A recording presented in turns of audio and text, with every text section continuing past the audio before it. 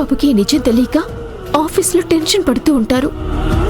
వెంటనే ఈ సంగతి చెప్పి ఆయనని ఇంటికి రమ్మనాలి.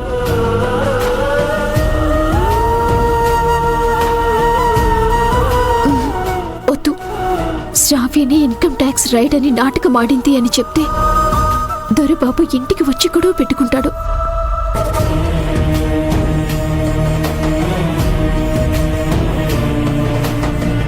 శ్రావ్య కూడా గొడవని పెంచి రచ్చ చేస్తుంది. అత్తయ్య గారు శ్రావ్యకి సపోర్ట్ చేసి దొరబాబుని తిడతారు. అందుకని నాలోనే ఈ నిజాన్ని దాచుకొని ఆ బాధతో నేనే పడతాను.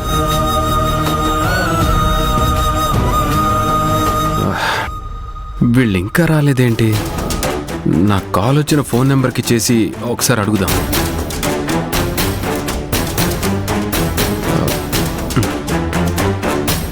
వద్దులే, అది కరెక్ట్ కాదు.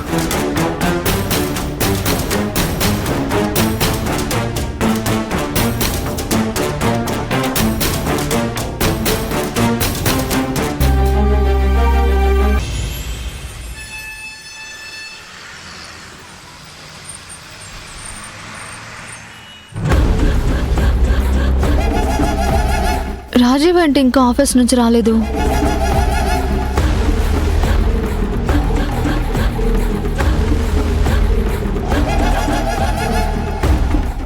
రాజీవ్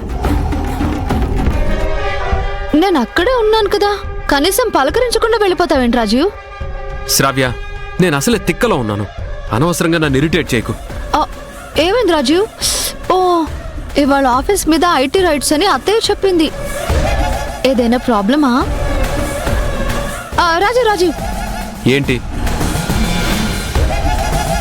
బాగా టైర్డ్ అయినట్టున్నావు. వచ్చిలా కూర్చో, స్ట్రాంగ్గా కాఫీ తీసుకొస్తాను. అది తాగితే కొంచెం మెంటల్గా ఫ్రీ అవుతావు. రా. నీ చేతులతో అమృతం ఇచ్చినా నాకొద్దు. అలా అంటావేంట్రా? తను ప్రేమగా అడిగినప్పుడు తాగొచ్చు కదా, హ్యాపీగా ఫీల్ అవుతుంది.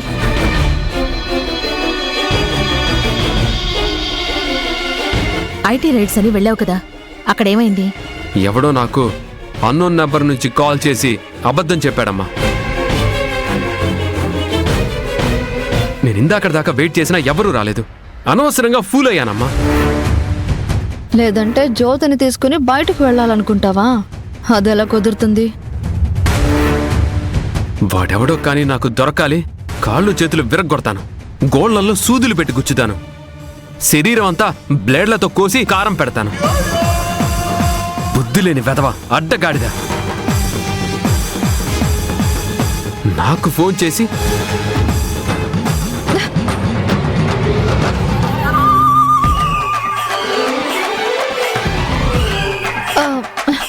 చాలే రాజీవ్, వదిలేయి. వదిలేదే లేదు.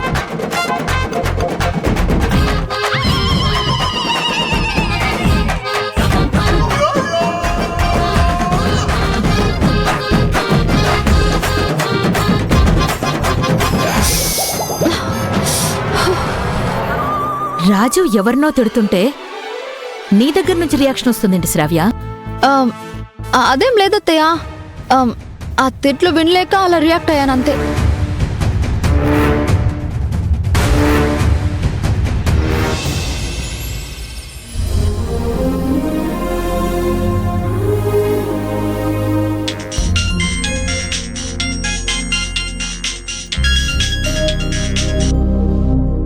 హలో, తిన్నావా శారదా? నేను తింటే నీకెందుకు, తినకపోతే నీకెందుకు? వయసుకు తగ్గట్టు మాట్లాడు శారదా, మరి చిన్న పిల్లల బిహేవ్ చేయకు. అయినా ఆత్మీయులకు కావలసిన వాళ్ళు తినేటప్పుడు ఫోన్ చేస్తారంటారు కదా. నేను నీకు బాగా కావాల్సిందాన్ని కదా, మరందుకే అడిగాను. సోదాపి, ఎందుకు కాల్ చేశావో అది చెప్పు. ఈ మధ్యన శ్రావ్య నేను కలవడానికి మీ ఇంటికి ఎక్కువగా వస్తుందంట. నీతో బాగా చనువుగా ఉంటుందంట. ఏంటి కథ? ఈ విషయం నీలాంబర్కి ఎవరు చెప్పారు? శ్రావ్య నా కూతురన్న విషయం ఈ రాక్షసికి తెలిసిపోయి ఉంటుందా? మాట్లాడవేంటి శారదా? ఒకసారి నా ఇంటికొస్తే జరిగిన మర్యాద సరిపోలేదా? సిగ్గు లేకుండా మళ్ళీ ఎందుకు ఫోన్ చేశావు? ఇప్పుడు ఈ వంక పెట్టి నాతో మాట్లాడాలని చూస్తున్నావా? అయినా మా ఇంటికి శ్రావ్య వస్తోందని నీతో ఎవరు చెప్పారు? అదేం లేదు. కవర్ చేయకు శారదా, నాకంతా తెలుసు. ఏదో అనుకోకుండా ఒకసారి అలా వచ్చి వెళ్ళింది. ఇంకోసారి అడ్డమైన టాపిక్ గురించి మాట్లాడొద్దు. నువ్వు అబద్ధం చెప్తున్నావన్న విషయం నాకు అర్థమవుతుంది.